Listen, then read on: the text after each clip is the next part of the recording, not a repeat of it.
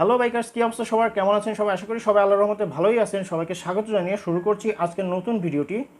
আজকে আমরা জানবো বাইকের ড্যাশবোর্ডে কি কি ইনস্ট্রুমেন্ট থাকে, অর্থাৎ বাইকের যে মিটার রয়েছে মিটারের ভেতর কি কি জিনিস আমাদের ইন্ডিকেট করে থাকে। প্রথমত আসি স্পিডোমিটার।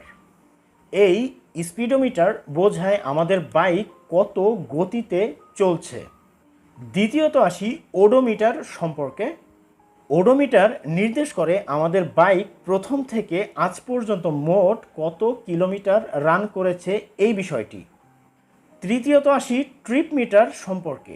আমাদের বাইকগুলোতে এক ট্রিপে সর্বমোট কত কিলোমিটার রান করে সেটি বোঝানোর ক্ষেত্রে এই ট্রিপ মিটার ব্যবহার করা হয়ে থাকে। বাংলাদেশের প্রেক্ষাপটে এই ট্রিপ মিটারটি কিন্তু আমাদের যে ইঞ্জিন অয়েল পরিবর্তনের সময় সেটিও অনেক ক্ষেত্রে নির্দেশ প্রদান করে থাকে। অর্থাৎ আমরা যখন নতুন ইঞ্জিন অয়েল প্রবেশ করাই ঠিক তখন এই ট্রিপ মিটার জিরো করে দিয়ে যদি বাইক রাইড করতে থাকি তাহলে কিন্তু 1000 কিলো হলেই আমরা বুঝতে পারবো যে আমাদের ইঞ্জিন অয়েলটি চেঞ্জ করার সময় চলে এসেছে।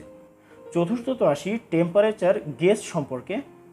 এটি আমাদের বাইকের ইঞ্জিনের তাপমাত্রা ইন্ডিকেট করে থাকে। যদিও আমাদের ম্যাক্সিমাম বাইকগুলোতে এই টেম্পারেচার গেজ দেওয়া থাকে না, বাংলাদেশের প্রেক্ষাপটে কিছু কিছু স্পোর্ট সেগমেন্টের প্রিমিয়াম বাইকগুলোতেই কিন্তু এই টেম্পারেচার গেজটি দেওয়া থাকে। লাস্টলি আসি ফুয়েল গেজ সম্পর্কে। এই ফুয়েল গেজ সম্পর্কে কিন্তু সবাই আমরা কম বেশি পরিচিত। এই ফুয়েল গেজটি বাইকের তেলের পরিমাণ, অর্থাৎ বাইকে কতখানি ফুয়েল রয়েছে সে সম্পর্কে আমাদের ধারণা দিয়ে থাকে। সো বাইকার্স, আশা করি এই আমাদের বাইকের মিটার কনসোলে যে ইনস্ট্রুমেন্টগুলো থাকে সে বিষয়ে আপনারা পরিচিত হতে পারলেন। অনেকেই অবশ্য জানতেন, কিন্তু যারা যারা জানতেন না তারা অবশ্যই এই বিষয়টি জানা প্রয়োজন আছে বলে আমি মনে করি। সো ফ্রেন্ডস, আজকে এই পর্যন্তই। আজ আর বেশি কথা না বাড়িয়ে এখানে ভিডিওটি শেষ করব। সবাই ভালো থাকবেন, সুস্থ থাকবেন এবং চ্যানেলটি অবশ্যই সাবস্ক্রাইব করবেন। আল্লাহ হাফেজ।